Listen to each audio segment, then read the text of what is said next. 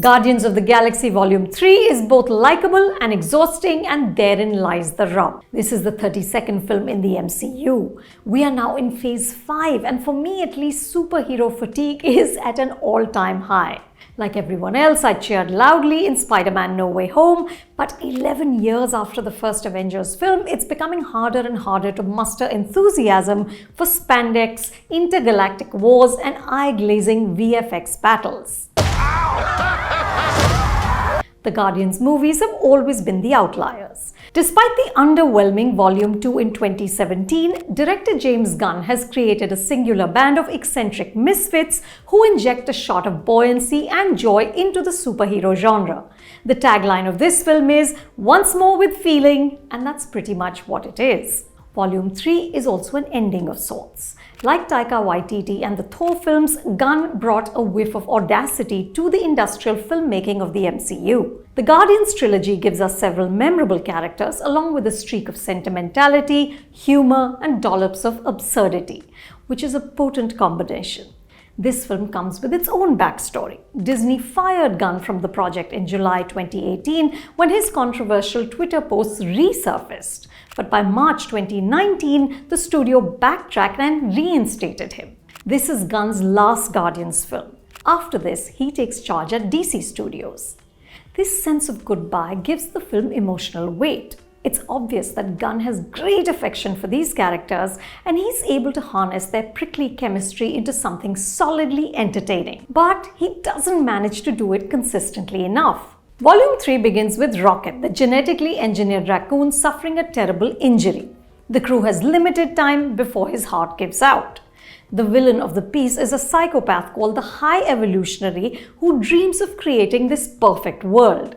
In one scene, he says to one of his minions, "There is no God, that's why I stepped in." Rocket is one of his mutant creations, and now the High Evolutionary wants him back. The narrative alternates between the Guardians' attempt to save Rocket and flashbacks to what Rocket endured at the hands of the High Evolutionary. It's these flashbacks that give the film heart. There are genuinely unsettling scenes of animal torture and manipulative but moving scenes of friendship. And me and my friends are gonna go flying together into the forever and beautiful sky. It's good to have friends. Yeah. In his quest for perfection, the High Evolutionary breaks and remakes living things. His consistent failure only underlines the beauty of imperfection, and this imbues the film with this undercurrent of sadness. If nothing else, Guardians of the Galaxy Volume 3 is an effective cautionary tale against genetic engineering and the perils of tampering with nature. These somber notes are mashed up with that signature Guardian silliness, grandiose action sequences, and far too much bloat. There are massive set pieces that eventually culminate in this money shot in which several Guardians work together to slaughter the bad guys or walk together in slow motion. Some of these moments and a few scenes with Rocket deliver that requisite popcorn movie high, but the plot is overstuffed. Did we really need Will Poulter's golden-hued Adam Warlock character? Or time spent on Kraglin, the space pirate, and his overstretched warring with Cosmo, a telekinetic space dog? All of this takes the length to a punishing 149 minutes, roughly the same length as Avengers Infinity War. The storytelling soars and dips. The imaginative visuals will help you tide over some of the soft spots. The High Evolutionary lives in this fantastically fleshy planet, which is also somehow a spaceship called the Orgoscope.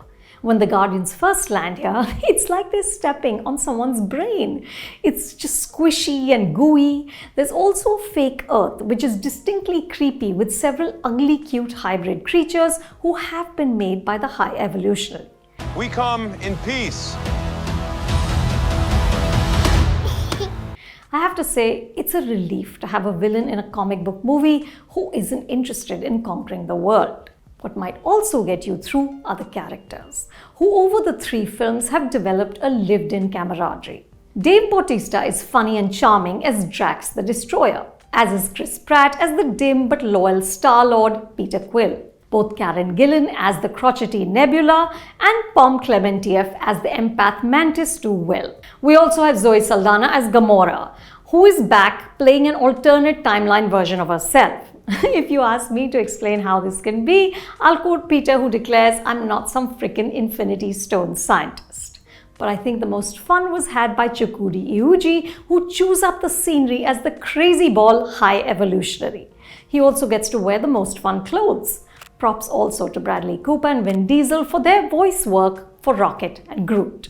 I'm done running.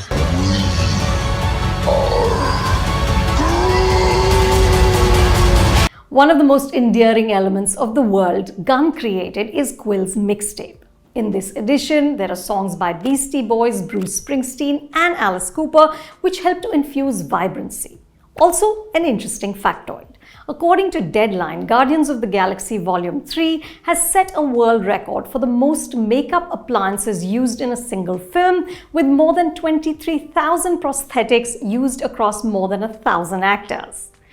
Which is impressive, but it's not enough. This film and this genre need much more anarchy. Perhaps Gunn will be able to bring that in his next Avatar at DC. Hey guys, what did you think of Guardians of the Galaxy Volume 3? Please tell me in the comments below, and do subscribe to Reviews and More.